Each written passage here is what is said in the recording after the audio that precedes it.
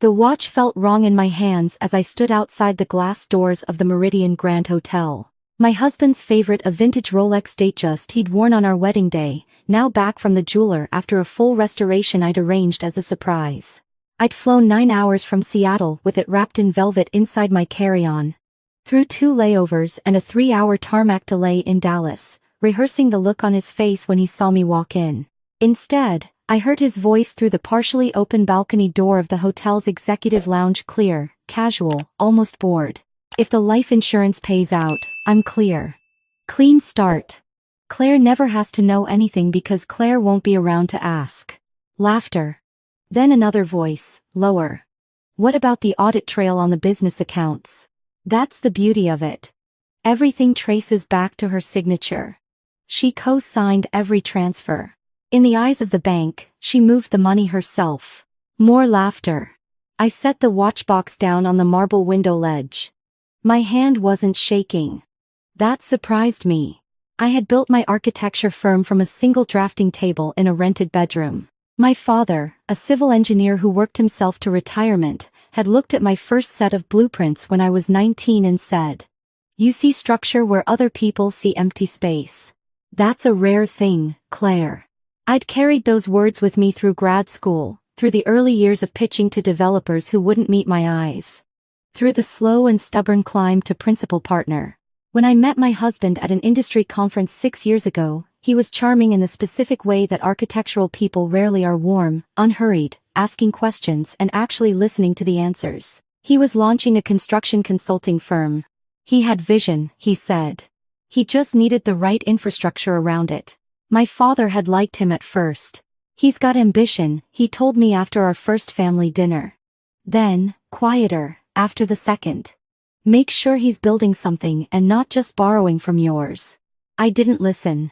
I was in love, and love, I had decided, was about choosing to believe in someone before the proof arrived. I co-signed the first business loan 18 months into our marriage. Then the second. I brought him into a commercial development deal I'd been cultivating for 2 years and introduced him to clients who had taken me a decade to earn. When his consulting firm stalled, I restructured my own firm's finances to float his overhead. Each time he called it an investment in our shared future. Each time I wrote the check, certain that the tide was about to turn. My sister Margot had tried to warn me. He references your money in every conversation, she'd said once, after a family birthday dinner. Not in a grateful way. In a calculating way. Like he's taking inventory. I told her she was misreading him. Standing outside the lounge of the Meridian Grand, 9 hours from home, listening to my husband describe my death as a financial instrument, I thought about Margot's face when she said that. The careful way she'd chosen her words. The look in her eyes that said she knew I wouldn't hear her. How much is the policy total? The second voice again.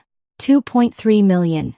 Plus she's still listed as sole beneficiary on the firm's key person policy. That one's another $800K.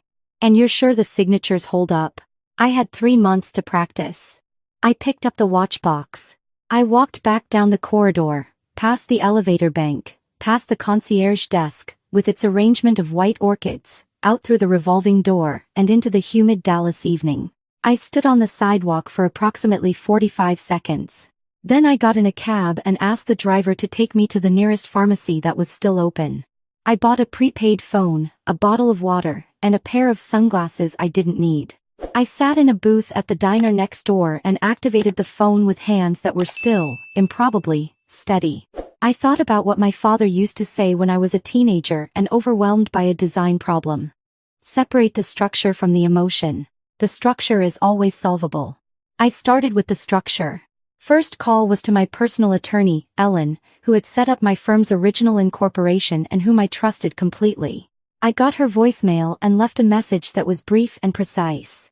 I needed an emergency consultation. I needed it before 9 the next morning, and she should call the number I was calling from, not my regular cell. Second call was to my assistant, Priya. It was nearly 10 at night, but she answered on the second ring, because Priya always answered. I need you to do something for me, I said. No questions tonight, full explanation soon. I need you to pull every document from the Harwick and Colton files, everything with my signature on it from the last 2 years, and move it to the encrypted drive. Not the shared server. The offline one in my desk drawer. A pause. Then. Okay. If my husband calls the office asking about my schedule or my whereabouts, you haven't spoken to me since Friday. Another pause, longer. Are you safe? Yes. I just need time. I removed the battery from my regular phone. My husband could track it through the family location app we'd set up 2 years ago. His suggestion, framed as mutual, used asymmetrically. I left both the phone and battery in the diner booth, tucked under the napkin dispenser. Let him find a ghost in a Dallas diner. I took another cab to a different hotel across the city, checked in under my maiden name with a credit card from an account he didn't know about, a personal account I'd maintained since before we married. The kind of small private thing you hold on to not out of suspicion but out of instinct. I was grateful for that instinct now. The room was clean and anonymous. I sat on the edge of the bed and let myself feel it, fully, for the first time since the balcony. The way his voice had sounded, not heated, not desperate, but conversational. The way the other man had laughed. The 3 months practicing my signature. I cried for a long time. Not the graceful kind.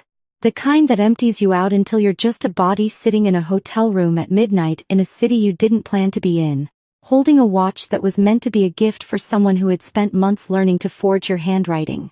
When the crying was finished, I washed my face, ordered room service, and opened the notes app on the prepaid phone. I started writing down everything I could remember. Dates. Account numbers. The names of the files I'd co-signed. The specific wording I'd heard through the balcony door. The timeline of every financial decision I'd made in the last 3 years where his voice had been the deciding factor. I wrote for 2 hours without stopping. The structure was always solvable. Ellen called at 7:45 the next morning. I told her what I'd heard. I told her about the signatures. I told her about the life insurance policies and the transfers I now suspected had been moved without my knowledge. She was quiet for a moment, and then she said, in the flat, focused voice she reserved for serious situations, "Don't use any joint accounts. Don't access any shared digital platforms. Don't go home yet. Give me 48 hours. I gave her 48 hours. I spent them in the anonymous hotel, ordering food to the room, watching the city from the window, and doing something I hadn't done in 4 years. I sketched. Not architecture, just the view outside. The grid of streets, the way the morning light changed the color of the building across the way. The small park where a woman walked the same dog at the same time each morning. My hands remembered how to do this without being asked. I had stopped sketching for pleasure somewhere around year 2 of the marriage. My husband had never said anything negative about it directly. He'd just consistently scheduled things during the time I used to protect for at dinner reservations, client events he wanted me to attend, weekend trips that required my full presence and complete availability. Slowly. Without a single explicit conversation, my creative time had been rescheduled out of existence. Ellen called back on the second afternoon. "It's worse than you described," she said. "Your signature appears on 3 wire transfers totaling just under $900,000 moved to a Delaware LLC you have no record of forming. The LLC was incorporated 11 months ago. The registered agent is a law firm your husband has used before. There's also a credit application made in your name 6 months ago, a business line of credit for $250,000 currently drawn down to almost nothing." I sat very still. "The life insurance policy you mentioned, I found 2 of them. One you know about, the joint one. There's a second policy, a standalone, taken out 14 months ago. The beneficiary is your husband. The signature on the application is not yours. How can you tell?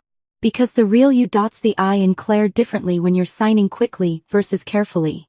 These signatures are all careful. Too consistent. A forger practices until it's perfect but doesn't know that the real person is never perfect." I thought about him at the kitchen table on weekend mornings, supposedly reviewing contracts. The yellow legal pads he kept in his home office that he'd casually moved to be private when I'd walked in once. I thought he was embarrassed about his note-taking system. He'd been practicing my handwriting. "What do I do?" I asked. You document everything and you let me build the case before you confront anyone or go home. And Claire, you need to call the FBI Financial Crimes Tip Line. What you've described isn't just civil fraud. The forged insurance application is federal. I called that evening.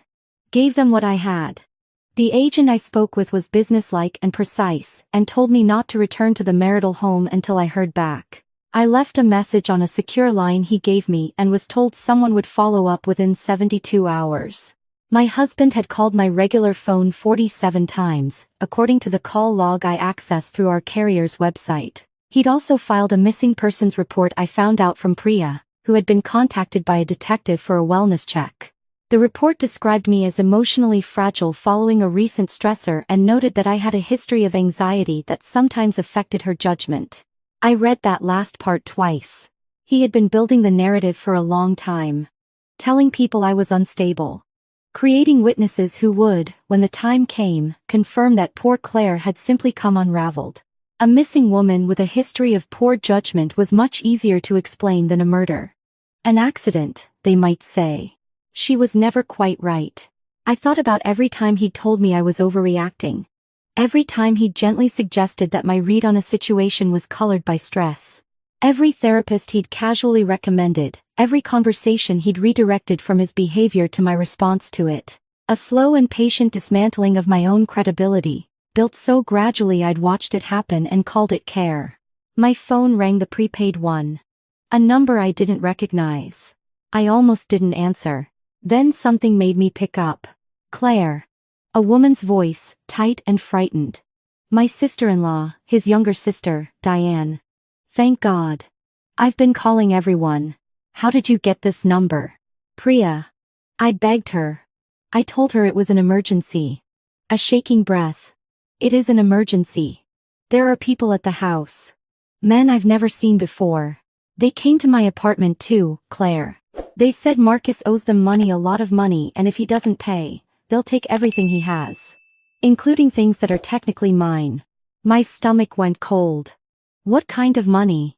$380,000. Her voice dropped. Sports betting. There's an app, apparently, and underground games. His friend finally told me. It's been building for almost 2 years. The Delaware LLC. The drawn-down credit line. The $900,000 in wire transfers.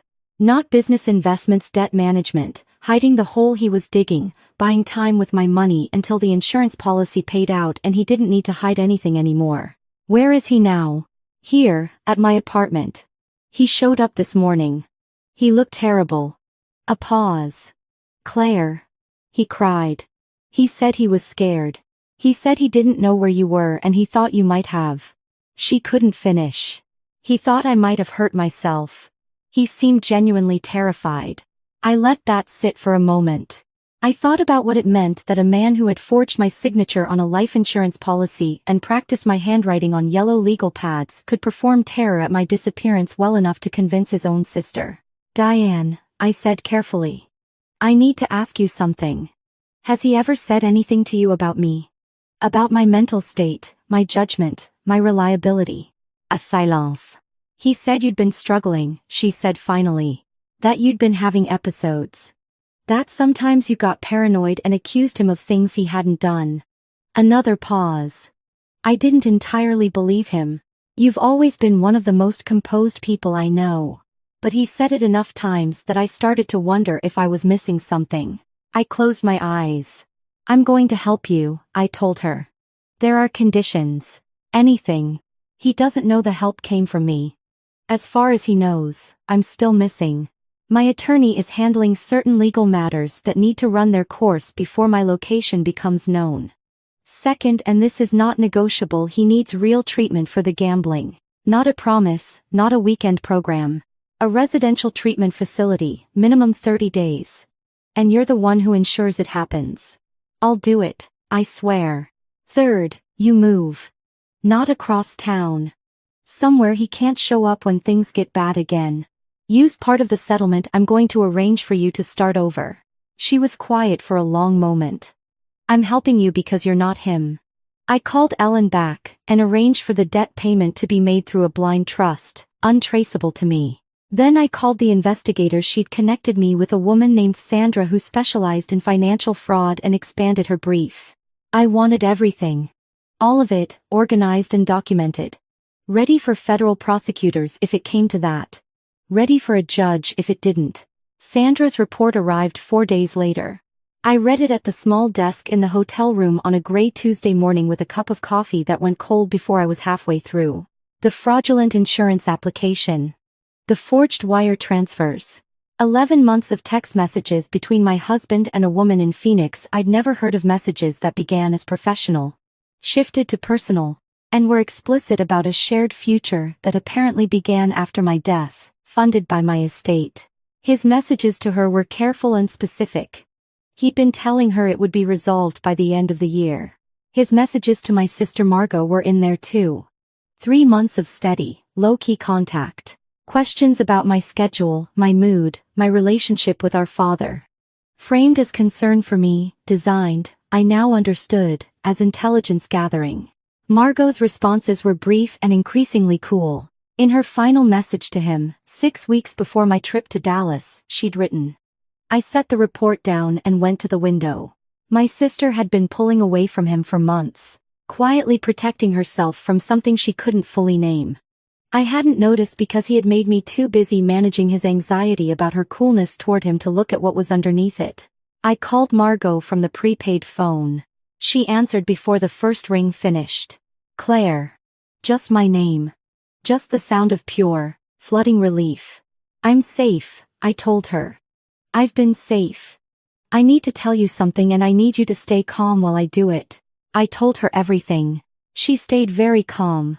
When I was finished, there was a long quiet, and then she said, the questions he kept asking me. About the trust fund. About what happens if you die without a will. I know. I felt sick every time. I didn't know why. I just knew something was wrong.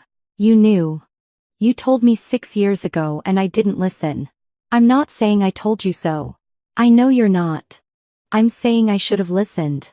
The flight home felt surreal, not a flight home exactly, since I had no intention of returning to the house, but a flight back to the city where my life and my firm and my family were. I'd arranged to stay with Margot until the legal proceedings advanced. I'd arranged for Ellen to be waiting. I did not arrange to see my husband. He found out I was back through a mutual friend who spotted me at the firm's office on my second morning back. He called the prepaid number. Diane had given it to him, despite her promise, which told me everything I needed to know about the limits of his influence over his own family. Claire. His voice was rough. Thank God. I thought the police said. I know what the police said, I told him. You told them I was emotionally fragile. That I had a history of poor judgment. A pause. The calibration of a practiced liar deciding which version to offer. I was scared. I didn't know what had happened to you. I said whatever I thought would make them look harder. I heard you at the Meridian Grand, I said. Through the balcony door. I heard everything. Silence. I had flown 9 hours to surprise you. I was carrying your watch. I stood outside the lounge and listened to you describe my insurance payout and your clean start. More silence. Then, slowly, the architecture of his denial began to shift. That conversation was taken out of context. We were talking about a hypothetical. The forged signatures aren't hypothetical. The Delaware LLC isn't hypothetical. The second life insurance policy with my forged name on the application isn't hypothetical. The woman in Phoenix you've been messaging about your resolved future isn't hypothetical. Nothing. My attorney has everything, I said. The FBI Financial Crimes Division has been briefed. The insurance company's fraud investigation unit is currently reviewing both policies. What happens next is your choice, not mine. When I walked into Ellen's office that morning, she had the documents laid out in precise order across the conference table. Divorce petition. Fraud complaint. Wire transfer records. The insurance application with the too perfect signature. My husband arrived 40 minutes later, alone, looking like a man who had not slept in 10 days, which he probably hadn't. He sat across the table and looked at the documents and did not speak for almost 3 minutes. Then he picked up the pen. He signed everything Ellen indicated. The divorce petition. The asset disclosure. the document acknowledging the fraudulent transfers and agreeing not to contest their recovery. His hands shook. When it was done, he looked up at me for the first time since he'd walked in. "The watch," he said. "You still have it?" "Yes. I always liked that watch." "I know you did." I stood up, gathered my copy of the documents, and walked to the door. Ellen would handle the rest. The federal investigation would proceed on its own timeline, separate from the civil proceedings, entirely outside my control. I had handed over every piece of evidence Sandra had compiled, organized and indexed, and whatever happened next in that process would happen without my management. The structure was in place. I didn't need to watch it run. My father met me for coffee that afternoon at the small place near his house where we'd been going since I was in college. He looked older than the last time I'd seen him, and steadier. He wrapped both hands around his mug and looked at me across the table for a long moment before speaking. "Tell me you're okay." "I will be." "That's not the same thing." "No," I agreed.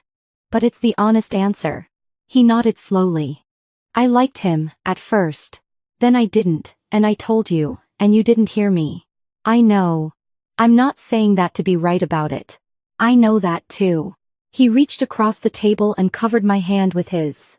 "You built the firm. You built the client list.